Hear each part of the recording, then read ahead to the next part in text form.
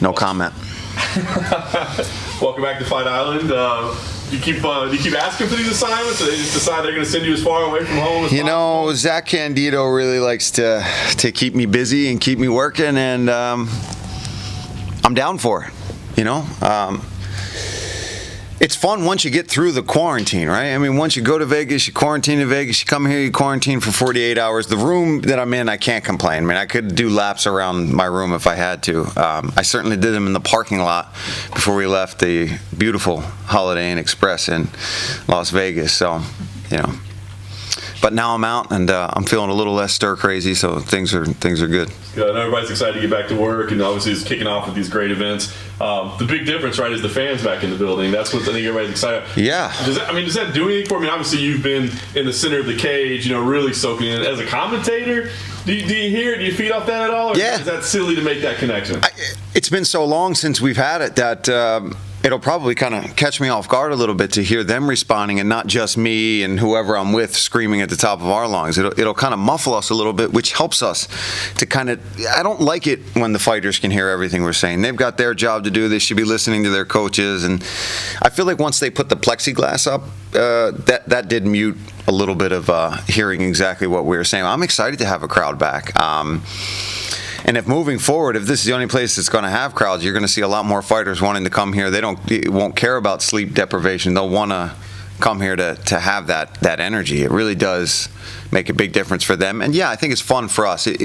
Everybody gets energized when there's people there. I was going to say, man, I feel like during this whole pandemic thing, like we tried to look at the positives of what we could. I think we needed it. You know what I mean? We're like, oh no, it's great. You can hear the corner better. Yeah. You know, I mean, but what do you think? I mean, you've been in there, right? You felt that adrenaline. You felt that sharpness. I mean, now that we've kind of got two options and we'll probably be seeing a little bit of everything. I mean, is it a good thing or is it a bad thing that when fans aren't there? Come on. I mean, we don't want to not have fans, right? I mean, will we deal with it? Yeah. Will we press forward? We did. And that's what Dana and the UFC kind of were the first ones. You know, he got us out there. He got us working. He got fights on TV and, you know, held up his end of the deal. And it was interesting. It was a little experiment. We all found cool things to pick out of it, hearing the shots more, hearing the corners. But at the end of the day, we want to go back to having that crowd. You know what I mean? We want that energy in there. And having fought in it, I'm glad I did it. I'm glad it's an experience that I got to go through. But if you gave me two options, I'm picking the crowd every time. I need my brother in that audience. You know, I need him being nervous and half puking to make me feel calm as a fighter. So. No question. Because I know we got to fight a lot of fights before we get to the pay-per-view, but you know we've got you here, so we've got to ask you about the lightweight fights. You know, main co-main. Let's start with the co-main. I mean, obviously Chandler, a guy that I don't know that if you watched much of him before he came. Yeah, to the UFC, of course I have. Yeah. So. I mean, what do you think? Obviously, he's in a big spot here. He's got a tough challenge, but I mean, he seems to be world class. I mean, what do you think about this matchup in the co-main? Yeah, I mean, I do think he's world class, and I think he's going to do fine. But I think having Dan Hooker as the debut is tough because there's a lot of other matchups, like he even said himself, that would have been a little bit easier for him because of the length, because of what Dan does so well. And Mike's a wrestler, and he's going to try to level change at some point. And Dan just times those knees so well. And I was able to avoid them when I fought him. Even Poirier was able to avoid most of them because we're a little taller. But I think he's only 5'8", 5'9", so he's down there for those knees. But he's so strong, his endurance. The guy works like a maniac. If you ever follow his Instagram, the strength and conditioning stuff that he does is pretty insane. So I think he's going to do fine. I don't see it being a quick finish. I think they're going to go to war, and I think it'll be a perfect test for him to kind of show, is he going to be ready for that title shot and moving forward up the ranks, or does he have to go back and start beating up some of the guys in the lower end of the top 10 or maybe even the top 15? Because I think there's plenty of guys that he will just be able to kind of roll through, but that top 5 is murderer's row, man. Have you had a chance to talk to Michael Chandler yet? Not in person, no. Oh, but like Zoom or anything like that? Or? No. I'm curious. So you haven't had a chance. I'm sure I will. Yeah. You haven't had a chance to speak to him, but I wonder. I mean, this guy's been at the top level for another organization, right? But when you come into the UFC, even if it's not 20,000 people, right, it's still the UFC, right? I mean, and he will have a crowd. And he will have a crowd. So I mean, is this? We hear people, no, it doesn't bother me. A cage is a cage. I've been doing this forever. It's all the same. But what do you think? I mean, he seems like a pretty mentally strong guy overall. But, I mean, is this going to be a difficult assignment no matter who the opponent is? He's feeling it. no matter what he says, he's feeling it. It's not only because he's going to the UFC, right, but because you've come in as this hot prospect. You've come in as this former champion from Bellator, another organization that's, kind of trying to rival with us. And I think everybody knows that we've got the best guys in the world. There's just no question about it. I watch a lot of other fights. I watch other organizations, and I watch the guys that I compete next to, and we are the best in the world for sure. And I think he knows he's got a tall order literally in front of him in Dan Hooker, but I think he'll fit in just fine, man. I think there's so many good matchups at lightweight that even if he takes an L in his first one, we've seen that happen to guys before too. We've seen that happen to Eddie Alvarez. He came in and he got thrown in there with Donald Cerrone, right? But look at what he did. Eventually became champion, knocked out RDA. So I think even if it's not a great showing this one, he'll get his bearings. But I do think there's going to be a lot of pressure, and I think he will be feeling that. And your first one is the Conor McGregor card. I mean, that's a lot for guys that are in the organization for years being on that kind of a pay-per-view, and now suddenly you're debuting on that in the co-main event. But if it goes well, can't ask for a better platform. No doubt. And you mentioned Conor, so let's talk about McGregor and Poirier, right? Like, obviously everybody's talking about where they both progressed since they first met, right? But there's been a lot of discussion going into this about the mental side of it. Cormier has talked about it, Rick Kavanaugh talking about it. I mean, it just seems like the mental. So what do you think? I mean, is focusing on the mental side of this key and breaking it down, or is that something that we in the media make too much out of? It's more about skills and development? It's always about skills, but I think the mental part of this game is the most important part. At that level, with main event status, guys have held the belt, fought for the belt, you're good. Your skills are there. What sets you apart at that point, at that tippy top of these divisions, is your mental fortitude, your toughness, your durability. And we've seen Poirier show his heart recently. I mean, really put it on display in his fights. And Conor, I mean, we just see the way he's talking, the way he's training. He looks to be in the best shape of his life. He's taken that time. And for him to make the money he's gotten, the success he's gotten, to want to come back and still fight, I think shows where he's at mentally. So I can't wait. I really can't. I think if that can get out of the first round and we don't have a knockout, I think we're in for quite a battle between those two guys. But he says it's going to be 60 seconds, so I hope it's not. I want to see more than 60 seconds, but, I mean, with that left hand, it could be 20 seconds. Yeah, no, it's exciting for you. Last thing for me, obviously you've got some work to do here and things, but when you see these high-level lightweight matchups and everybody talking about it, I mean, you start thinking, where do I fit in there, and what's next for me? I mean, are you painting yourself in this picture at all? I mean, I'm always, you know me, I'm always down for whatever comes my way. We're still waiting to see right now, but obviously I'm still in the game. I'm still fighting. My back's up against the wall a little bit for myself and my career. I know there's some controversy behind one of my fights, and then the last one, obviously, I took on 5 days' notice, but it's still a loss. It's still 2 in a row. I think it's the second time that I've been on a 2-loss skid, and the last time I came back with a vengeance. So hopefully I can muster that up and get up there, but I'm not there yet. I can't throw my name into the top 5 with those guys quite yet, because you got to win a fight. Are you commentating the UFC 257? Yeah.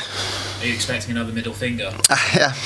Man, I don't know. I was talking to my producer that we're going to have to do fighter meetings, and hopefully we can get through that without any German comments. I was going to say, can I ask why you think you're German? Well, my last name is German, right?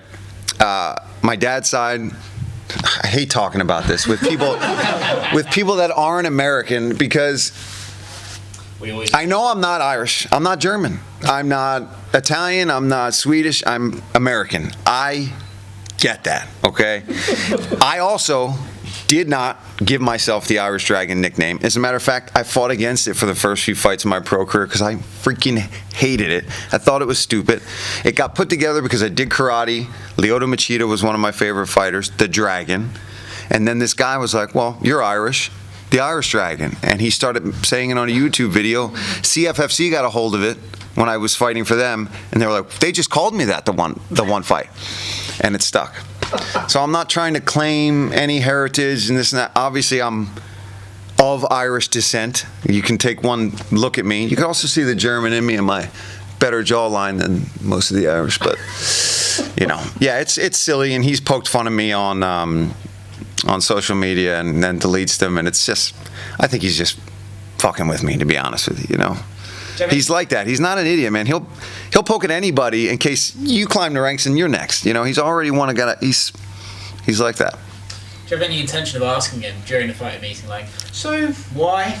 No, I know why, because I'm calling myself the Irish Dragon, and he's like, well, your last name is German, so what the hell are you talking about? So if I ever had to fight him, maybe I'd come out as the German Dragon for that one, just for fun. But yeah, but it's all good, and I don't think that's going to come up in fighter meetings, but we shall see.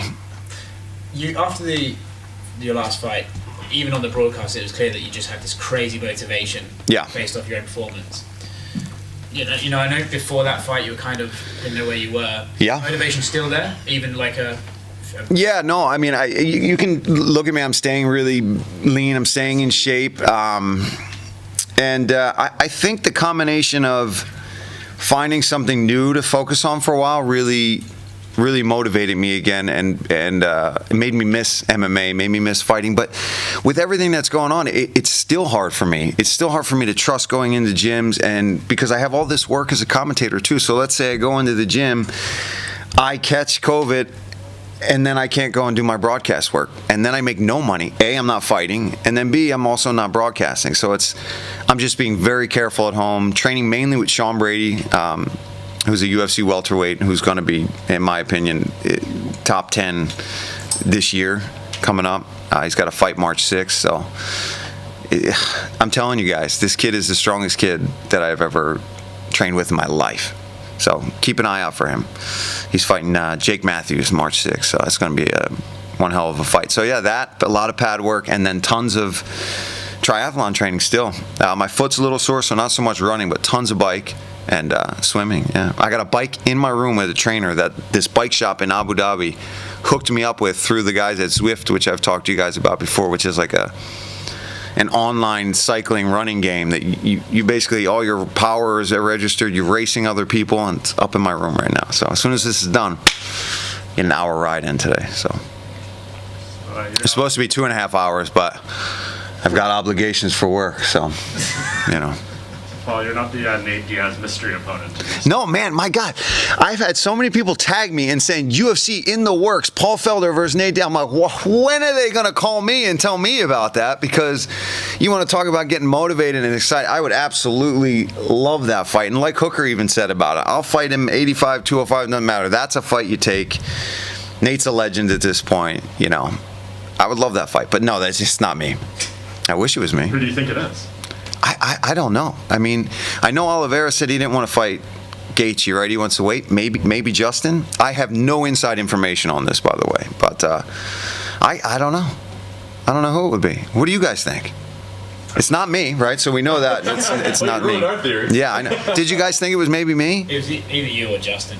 Yeah. So there you go. I'm thinking Justin, but if he slips on a banana peel and can't do it, I'd be down. It's 5 days. Not a fucking.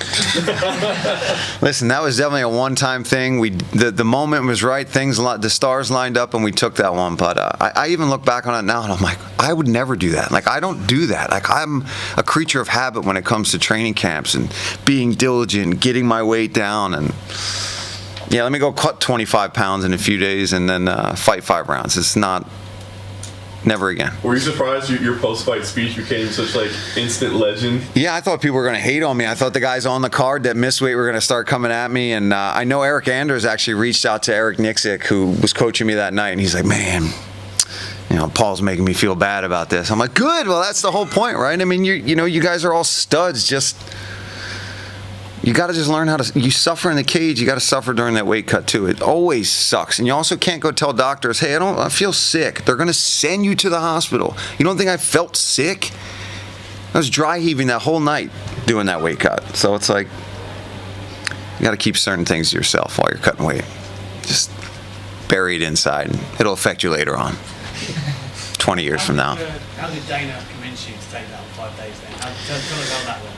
Well, so when they called me, it was Sean talking to Brian Butler, my manager, and I was going back and forth with Brian, and he's like, listen, you have to give me an answer and be ready to back it up. Because if I go to Sean and start negotiating for you, they're going to expect you. If they give you what you want, what are you going to do then?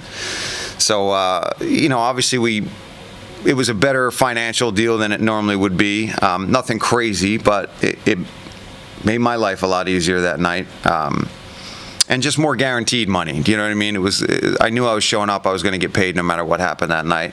And they know, I think, moving forward, the UFC knows if you're going to pay me, I'm going to show up no matter what. So you throw a little extra money my way, it's not like I'm going to go in there and coast. I'm going to go in there and try to fight and win the whole time. So it wasn't that hard of a negotiation. And I knew that if I could pull it off, it would be some legendary shit. You know what I mean? I thought about that. I thought about my legacy. But I also knew that if it was going to go bad, it was going to go real bad. You know, if I went out there, miss weight, and then RDA knocks me out in 30 seconds, I'm hiding in a cave for a few months. You brought your stuff out here this time then, I guess? Huh? You brought your gear with you this time? I'm cutting weight just in case. No. Hopefully, God, I hope not. I mean, moving forward from here, what's like left for you in terms of like the fighters that you're targeting? Because you talk about the top 5 being killers and stuff, but the next fight being crucial too. Yeah. So where does that kind of put you? You looking at the latter end of the top 10s maybe to push forward? Yeah, anybody in the top 10, I think is somebody I would consider. But there's some guys up there too. You know, there's obviously Al, who's been out for a while, and I know he wants to come back, and we've been matched up a few times before. Who knows what Tony's going to do if Nate comes back and he doesn't get the fight that they're talking about. There's a lot of fun matchups, but yeah, I mean, I still want it to be in the rankings in a position where a win is going to set me up for an even bigger fight. So if I go down and fight number 15 or somebody out of the rankings, even a win, people are going to be like, oh, okay. And those guys are just as tough. It's just they don't have the number next to their name. But yeah, I need to go out there and perform in my next fight, and not worry about getting the top 3 guys. It's not going to happen, first of all, and second of all, I need somebody that's in a similar position where they're going to go out and perform, and one of us will move forward, and one of us will take a step back. Ultimately, if you could have the apex, would it be maybe the McGregor fight, or would it be as like what would be the dream scenario for you to get to, or the title, I guess? The title, for me, those big fights, and obviously the Conors and the Nates and all that, it's financially that, I mean, I'll take that any day of the week too. But as far as goals, the only thing really missing, I've had 2 main events in 2020. That was a big goal of mine, right? Was to get on the poster, prove that, I've established myself as a marquee fighter. I've done that. I'm a full-time commentator. I've done that. I've got a job with the UFC. I've kind of put myself out there. Now, the only thing that's really ever missing that I would kind of look back on my career and be a little sad is that if I never even had the opportunity to kind of put myself in that position for that title. And you guys have said it time and time again, the only reason that I stick around and take these shots and get beat up is to try to become the best. So that's, man, just to even get in there with that belt on the line would be...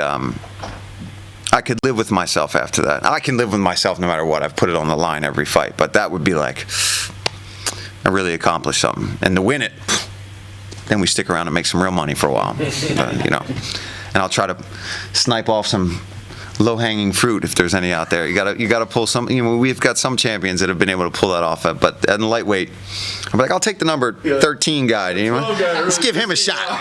Let's give him a shot. Paul, he's on a 3-fight losing streak. Doesn't matter. Doesn't matter. Man earned my respect. Yeah, he's good. He's good. Going off the rankings and possibly fighting back and stuff, Michael Chandler said the only fighters that asked to fight him were you and Dan Hooker. Do you think people didn't want to fight him because he wasn't ranked, he's making his debut, and it's a risky fight? Yeah. I mean, they know the challenge that he presents, and he doesn't have the ranking. So if you lose to him, he just takes your spot and you get knocked down, right? But for me, I just looked at it like, well, he's a pretty big name coming in, and it's had some absolute dog fights in the past. I like what that fight would have done, and I know my teammate Jared Gordon, my buddy, he's training with Mike down in Florida now, and he's like, please, just why are you asking for this fight? I was like, dude, I didn't know you guys were going to become friends in the last few months since you left, training at Duke's with me and started going down there. So he didn't want that fight. at all. So I kept teasing him. I think it's going to happen, man. I think they're going to give me this fight. And he's like, what the fuck, man? So, but yeah, I liked what that would have done for me. I think that would have really set me up in the lightweight division if you take out a guy like Chandler. But yeah, I see why guys are a little reluctant to take that fight. And where do you think Charles fits in all? Oh my God! You were the last guy to beat him. Listen, that win ages so well for me, doesn't it? I mean, I'm the last guy to beat it. Every time he fights and just absolutely smashes somebody, I'm like, I always put out a post of me elbowing him in the head and being like, Charles, congratulations, my man. That was a really, really good fight. And I have nothing but respect for Charles Oliveira and what he's doing. And I think he's really earned himself after that last win. You know, I don't know if he'll get the title shot like he wants, but he really does deserve to be fighting the next guy in line to get that shot. I can see why he would want to wait, but man, I don't ever want to fight him again, just because if you can walk away with that one right there, it's good. Because he almost subbed me badly in that fight too, if you guys remember. What have you made of his progression, in particular the last 2 fights? I mean, against Kevin Lee, his striking, he just looked as if it went to a completely different level. Yeah, I think he finally really focused on strength and conditioning and striking.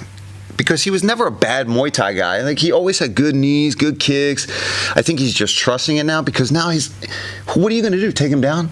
If he starts beating you up, you're going to take him down? It's like, well, good luck with that. So now I think he's finally really trusting that striking, and I think he's got the cardio and the endurance to kind of back that up.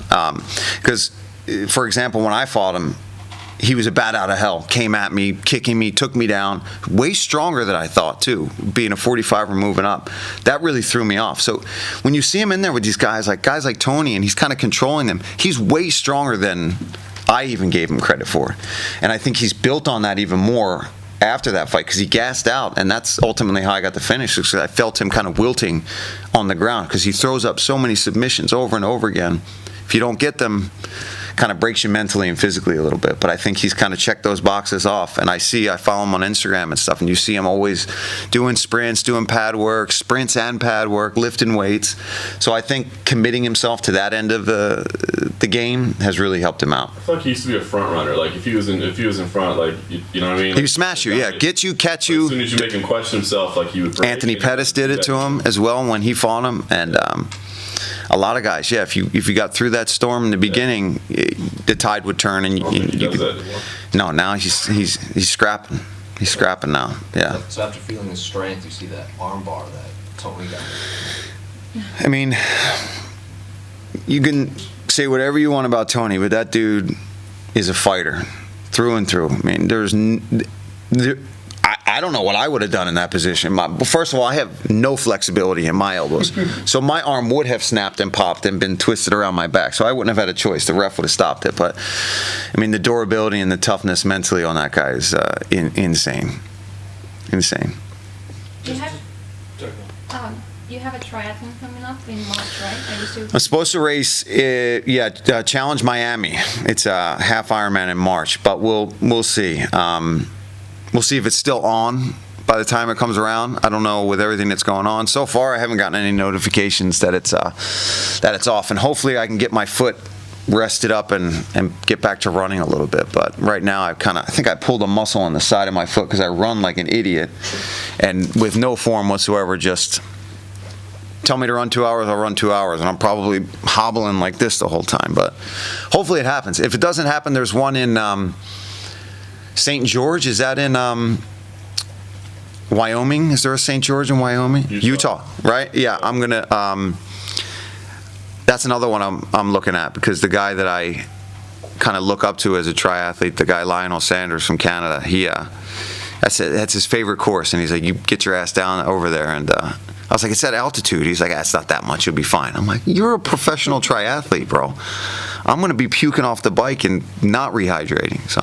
So we'll see. I'm either fighting or doing a triathlon. So yeah, we'll see. Russell Westbrook said what changed his career was relearning how to run properly. Yeah, and I have been trying to. Like, I really have. I watch videos on my form, and I'm more on the midfoot and like the ball on my foot. I used to run just stomping on my heels and just pushing forward, and now I'm trying to get some proper form. But the bike is where I really feel I could do damage in a race. Not with any real triathletes. Maybe the 50-year-old guy next to me, but unless he's been cycling since he was a kid, then he'll smack me. But yeah, the bike is the funnest part for me right now because it's just, and that's what I'll continue into my MMA training. I'll ease off. It's like, say I book a fight, I'll ease off of the running a little bit because it does a lot of damage to your joints and stuff. But that bike, you can do so many different workouts, so many different ways, long workouts to get the fat down, to get your weight down, and then, you know, VO2 max kind of workouts where you're just, I did a workout the other day where I was the whole time just drooling because I couldn't get a proper breath in while I was doing it. So, obsessed with it. Obsessed. I just talking about your record earlier. You know, you alluded to the Hooker fight and everyone saw that a different way. The split decision losses on your record, there's like 4 of them out of 6. Yeah. Like, how anxious are you when it goes to the judges? Like, what's your feelings on those situations? Well, let's be honest. One of them was a gift from God that it was a split decision against RDA. I mean, that was not a split decision. I got handled. I mean, I put on a good performance for what I did, but when I heard that, I was like, I'm gonna sneak out of here because he's gonna want to fight me again if I pull off this decision. But yeah, and that's where when people criticize me, it's like, man, you don't really beat me. You just kind of make it to the bell and have outpointed me. You know, if we went, like, look at all of those split decisions, right? Add 3 more rounds onto those fights, and who do you think wins? I'm asking you dead honestly, who do you think wins all of those split decisions, even that last one? Give me 3 more rounds, and I'll finish him. Dan, give me 3 more rounds. He's done. Ross Pearson, definitely 3 more rounds. I love Ross, but, you know, I feel like I should have won that fight, but I took that one on stupid notice after the Edson fight. So, and the Edson fight, another one. Nothing but love for Edson, but if we had 2 more rounds, he was a little tired in that fight. So. Mike Perry the other one? Well, that one I might have lost, right? Because even though he was tired, I had no arm. It was if I had thrown any more spinning back fists in that one, it might have just started dangling from, you know, completely. But yeah, so, you know, I'll always look back and, you know, I fought some of the best guys, and nobody really. Trinaldo was the only one, and it was because of a giant gash that he put in my head. So I'll take it. So is it fair if we say Paul Felder is calling for 8-round main events? Oh, God, yeah. My mom will kill me. She'll be like, you're going to the hospital after 3 sometimes. What do you need 8 for? I'm like, well, I'm going to beat them, Mom. She's like, yeah, and you're going to be the one in the hospital. You'll end up knocking that guy out. He'll get scanned and be fine. You'll be the one with a punctured lung, a broken arm, and some stitches in your head. So, but yeah. But I still feel fresh. You know, I don't feel like I've got any kind of damage. I know there's been some stuff in the media recently with other things, and yeah, I'll know when I've had enough. I'll know. Did you read that Spencer Fisher article? I looked into some of it, yeah, and it's really sad, man. But we do know as fighters what we're getting ourselves into. You know, it's a contact sport, and there's plenty of concussions from what we take. But I always tell my family, I'm like, you know, if you ever notice anything, if I ever seem like I'm slipping, and do not hold back, tell me, because I'll walk away right then and there. I'll hang up the gloves, because I got a daughter, and I want to be talking to her. So, and dementia runs in my family, so I don't need it to get kick-started. Anyway.